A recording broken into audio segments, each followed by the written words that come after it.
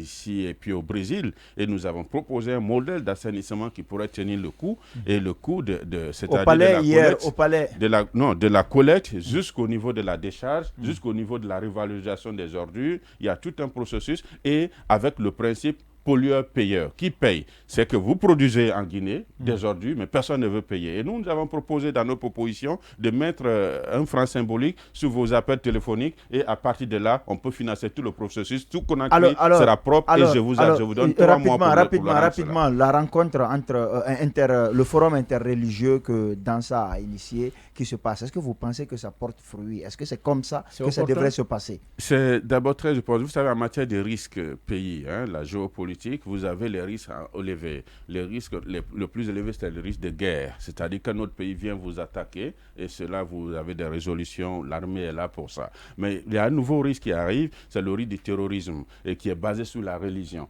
Et donc, avoir aujourd'hui, et dans la sous-région, c'est l'un des risques les plus élevés. Évidemment, il y a le risque politique que nous gérons tous les jours, avec nos désaccords. Mais le risque du terrorisme qui est lié à la perception de la religion, elle est très dangereuse, parce qu'elle est liée à l'individu. Et donc, si vous voyez donc dans la sous-région, que ce soit le Mali, le Sénégal, la Guinée, nous sommes confrontés naturellement à ces risques importants. Vous avez un pays comme le Maroc, que vous connaissez tous, qui a un islam modéré, évidemment, qui a des écoles qui vont dans cette direction. Les mains tous ensemble pour réfléchir, avec le christianisme minoritaire dans notre pays, évidemment au Mali. On est parti pour parler politique là-bas, pour parler d'organes de gestion des élections. Oui, donc c'est pourquoi j'ai dit, donc les mains tous ensemble pour avoir le dialogue interreligieux, ça c'est déjà bien. Maintenant, peu importe qui l'organise, que ce soit les religieux ou le gouvernement. Alors, je vais vous faire réagir sur l'un de vos anciens patrons, c'est Cellou, qui est en exil forcé. Il doit se présenter normalement aujourd'hui devant la CRIEF, mais tout porte à croire qu'il ne sera pas là. Mamadou Sylla aussi est convoqué. Il faut que les Guinéens savent corriger ça. Personne n'est patron de quelqu'un en politique. À l'ANAD, c'était lui le... Non, attention. Vous étiez à l'ANAD. Non, c'est extrêmement important que... Alors, c'est pas votre patron. Non, un président de parti n'est pas un patron des militants. Il faut que vous arrêtez ça, c'est un pôle dangereux. C'est ce que je veux dire. D'accord. Oui, mais quand il a été votre président, quand il a été votre président, donc dire... Quand il a été votre président, c'est votre patron. Je veux que cela... Vous voyez comment je me bats pour éviter ça, qu'on me donne ces titres-là. Parce que évitons cela pour que la démocratie soit en réalité. Ça vous dérange qu'on vous dise que Cellou a été votre patron? Non, ça me dérange pour la simple raison que les gens sont en train de transformer les leaders politiques en des dieux.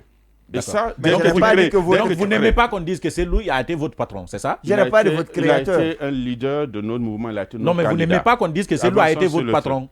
C'est ce que je demandais. Parce que j'ai bien de comprendre votre susceptibilité. Vous êtes susceptible qu'on dise que Cellou a été votre patron. Non. Je ne veux pas, parce que je ne veux même pas que vous le faites pour un autre parti. Parce que ce n'est pas bon, ça crée l'indice de subordination. Alors la question, maintenant, je vais poser la question. Je vais poser la question. On avait fait beaucoup de trucs, la politique, quand tu dis quelqu'un est mon patron, tu as donc votre problème avec Cellou, c'est arrivé à ce niveau? Non, ce n'est pas à ce niveau. D'accord. Monsieur Bogola, rapidement, Cellou ne sera pas là, somme toute, et Mamadou Sylla est convoqué. Comment vous percevez cette action de la CRIEF? J'avais déjà donné mon position sur là-dessus en conseillant au président Cellou Dalein de répondre le plus tôt que possible à cette convocation. Ça ne sert à rien de commencer à faire cette distraction qui ne le grandit pas. Il a dit, et nous l'avons c'est nous qui avons mis évidemment dans nos mémorandums que les crimes de sang, les crimes économiques et les trucs doivent être des priorités de cette transition. Et même si lui il était devenu président, ça devait être sa priorité parce que la Guinée ne peut pas aller sans cela. Et que lui-même, il devait montrer l'exemple. Il a été le premier à dire qu'il est prêt à le faire. Maintenant, tous ces assises juridiques-là, ça ne range personne, ça ne l'arrange pas. Donc, je souhaite que plutôt qu'il vienne et fasse face à son destin. Il me reste 2 petites questions. Guinée Games Odilon n'a rien posé comme question, Odilon. Ou même n'en a pas. C'est le dieu d'intervieweur. Alors, 2 petites questions. La première, c'est sur la question de Guinée Games qui va perdre à partir du 13 août son... en fait, c'est pas ses voix, mais son contrat avec l'État. La loterie, ses droits. La loterie nationale guinéenne va récupérer ses droits et va continuer à gérer l'affaire. comment vous voyez la promptitude avec laquelle cette affaire est en train de gérer? Non, je crois que c'est une affaire très ancienne. Hein? C'est une affaire très ancienne que moi, je suis venu en Guinée, j'ai constaté déjà que ça... Mais vous avez certaines informations. Aujourd'hui, Guinée Games perd ses droits.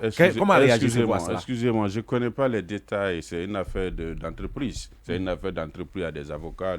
Ça rentre dans le cadre du droit des affaires. Ce que je souhaite juste, c'est que nous avons un tribunal ici, évidemment, qui gère ces questions de droit des affaires. Parce que, de toute façon, il a investi sur des marques. C'est une marque sur laquelle quelqu'un a investi et sur lequel il a un contrat. Évidemment, tout ça, ça se gère. C'est tout un processus pour pouvoir résilier un tel contrat et quels sont les dommages intérêts et quels sont les royalties que tu peux avoir parce que c'est toi qui es porté, ainsi de suite. Peut-être que la gestion sera transférée, mais ils vont percevoir évidemment des droits, tout ça, je ne sais pas. Mais ce que je sais, c'est que, évidemment, dans tous les pays du monde, les questions de jeu, généralement, sont des domaines de l'État parce que c'est des fonds collectés sur des épargnes. C'est les gens qui mettent de l'argent ensemble. Ce n'est pas un truc productif. C'est de l'épargne. C'est comme la banque.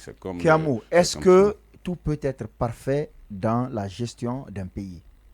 Non, dans un régime non. politique. Est-ce que tout... Non, c'est une question simple. Est-ce que c'est pas aller à Guinée Games? Ce n'est même pas possible dans la gestion ni de l'entreprise, ni dans la gestion de l'État, ni dans ta gestion familiale. D'accord. Qu'est-ce qui, dans la gestion de Mamadi Doumbouya, ne vous a pas du tout plu? Non, aujourd'hui, nous sommes de ceux qui pensent qu'il faut qu'on, rapidement, moi, la CRIEF, je veux qu'on médiatise, qu'on médiatise ce qui se passe là-bas. Parce que c'est une réforme extrêmement importante. Nous l'avons tous demandé. Qu'est-ce qui ne vous a pas plu? Non, c'est ce que je suis en train de dire. Si ce que je dis, nous souhaitons que ce qui se passe à la CRIEF soit médiatisé. Mais vous n'avez rien dit qu'il ne vous a pas plu. Oui, c'est vrai que ça ne me plaît pas que ça soit aussi... qu'on ne puisse pas nous mettre... Le peuple attend ça, qu'on nous envoie des informations par le procureur, parce que les gens ont peur des droits des images, tout ça. Ça veut dire que ça ne me plaît pas. Nous voulons que la CRIEF soit médiatisée, soit daditisée, pour qu'on sache ce qui se passe. Donc vous voulez un daddy show? Voilà, ça permettrait à toi et moi de faire nos jugements, parce qu'on est en train c'est une réforme extrêmement importante que nos pays ont besoin et les populations doivent adhérer. On veut savoir évidemment combien et quoi, parce que ça quand c'est preuve. Alors, monsieur,